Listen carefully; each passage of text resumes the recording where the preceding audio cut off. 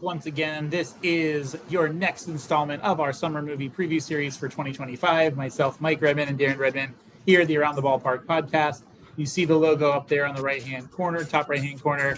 Tonight we are going to talk about yet another horror movie. It seems like there's a trend here. It's not October. This is the summer, and this is already the third in our brief installment series that we've had already in the horror realm franchise.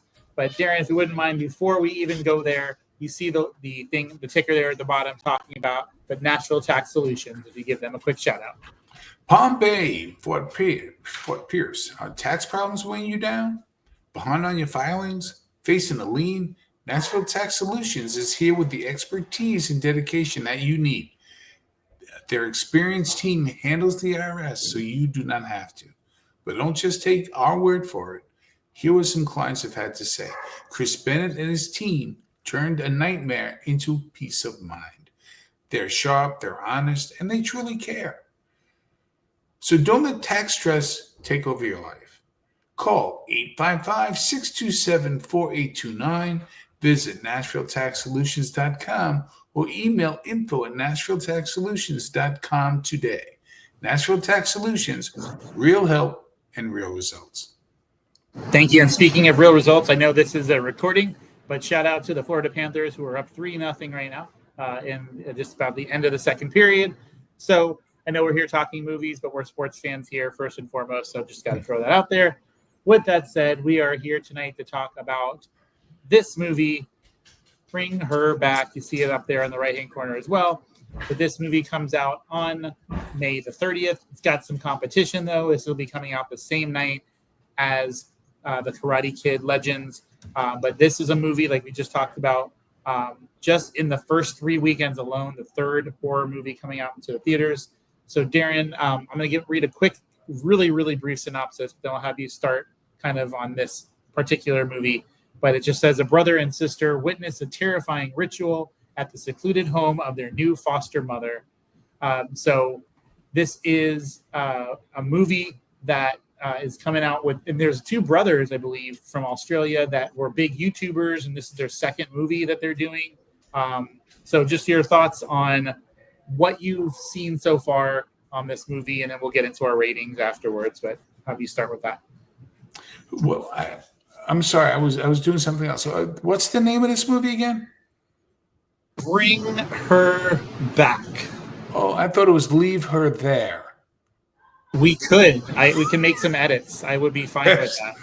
Yes. No, so we've seen, look, all you have to do is look at the coming attractions. And again, it might be a very lovely film, but we've seen this. We talk about formalistic. Sometimes you're formalistic because there are characters that we know, years have gone on, or there's just renting ideas from other people and putting them all together. I mean, the videotape, the lost videotape, let's put it in and see what this is. The imagery like The Ring, the kid hanging out and staying in the pool. We've seen this all before. And I'm afraid that that's what this is. It's just a retread, put together, somebody using, just some software editing, and it's like we've seen this all before. Nothing new, and some jump scares. It's almost like they're in movies like this, and I'm going to credit the Variety here in terms of this quote, but it's almost like they're trying to tie up. They're not even caring about tying up the loose ends of the story. They just want that sensation of the shock and awe. And wow, like we went there, and so that seems to be the trend in these type of movies. Like you said, very formulaic. And so I'm definitely not jumping out of my seat and wanting to see this one. Unfortunately, I'm not saying that there won't be a time that I do, but it feels like an afterthought in the summer with so much great content coming out on the weekend with a blockbuster such as Karate Kid Legends coming out. This is going to kind of get lost in the shuffle, unfortunately. And the trailer alone might have given it away. But your thoughts? I know one thing I wanted to touch on because sometimes this happens. So in this particular movie, Sally Hawkins, who was played by Laura in the movie, but Sally Hawkins, what I've seen could easily be, and that's not supposed to be her role, but could steal kind of like the spotlight and the thunder in a movie like this. So, any thoughts on or any of her previous work or that you where it may kind of overshadow the rest of the cast? I hope so. I hope that actually happens because I like to watch really good performances. So if somebody like Sally Hawkins can stand out and I can enjoy somebody's performance, I think that'd be great. Jason Lee used to do that a lot in her career. She would stand out in movies that were so. If I got your, because there was a little bit of a sound issue there.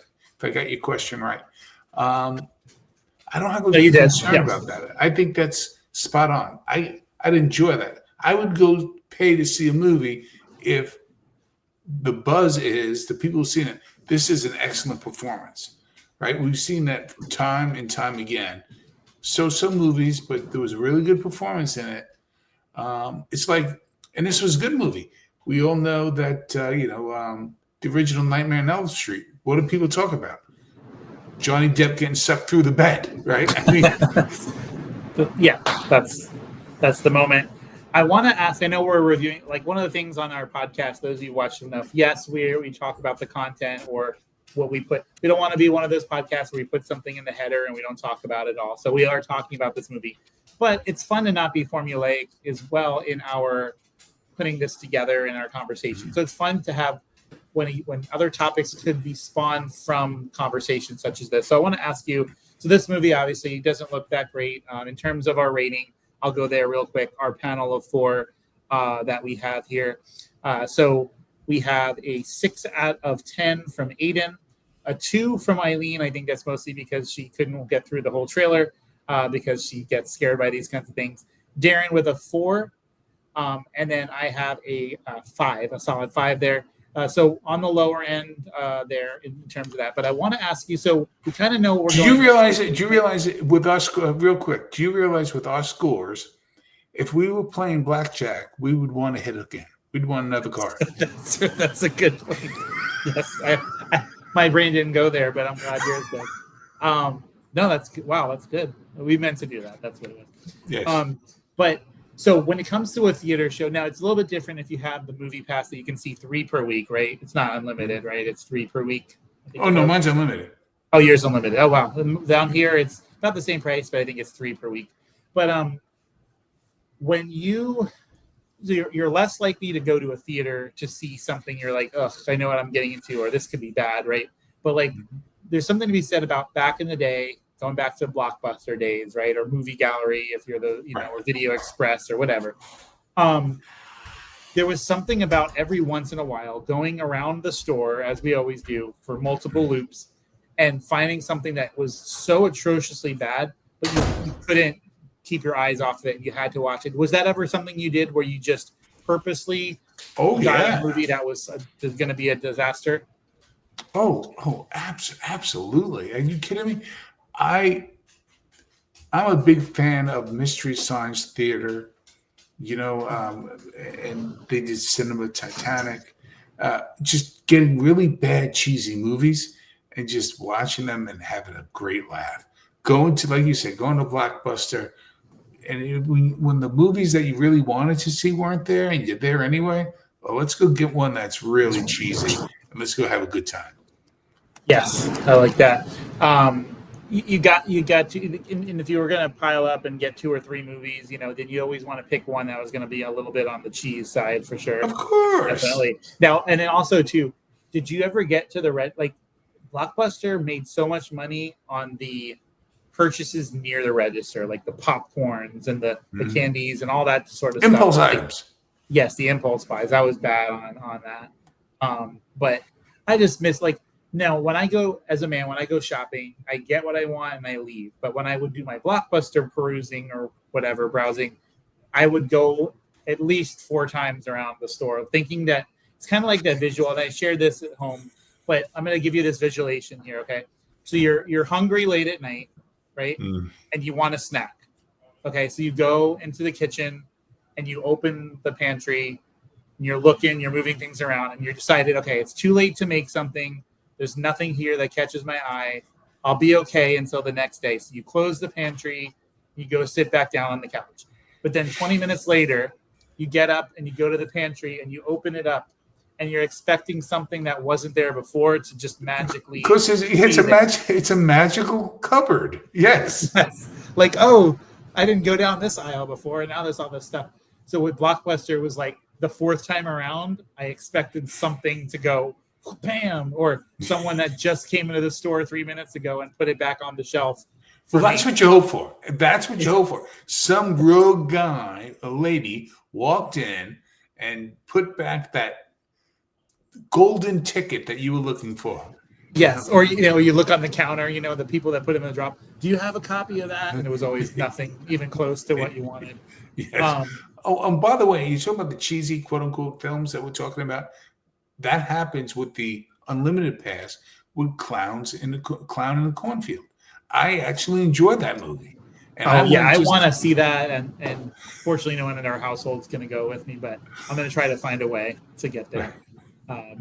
Now it is a little bit like I feel like those movies are meant to watch at night. Like there's just something about they are on a Saturday at 10 a.m. just seems awkward, but for sure. But a shout out to Casadega Haunted Attraction. Hopefully, make our way out there again this year. So looking forward to that. They're starting to plan their seasons and stuff like that. But as we kind of tie this in, as we wrap things up here, again, this is a movie that I'll probably check out at some point. But again, there's so much good stuff coming out this summer, and so I can't see everything. So this is one that I'm going to pass on. I'm not going to go see this in theaters. However, like Darren mentioned too, if there is a standout performance, if we're wrong, then that's good. It's better if we're wrong because then we can own it and say, okay, we should have. We're taking a stab here, guys. And at the end of these 30 movies, we're going to come back together in one super ultra mega episode and tell you what we got right, what we got wrong, that sort of stuff. But so again, kind of consensus is about a 4 out of 10 overall for this movie. But thank you guys for checking out this episode. There's so many more coming up, so many more blockbusters coming your way this summer. So continue to hit that like button and turn your notifications on and follow us each and every day, 7 a.m. We release a new episode all the way through this 30-day series. Until next time, we'll see you around the ballpark.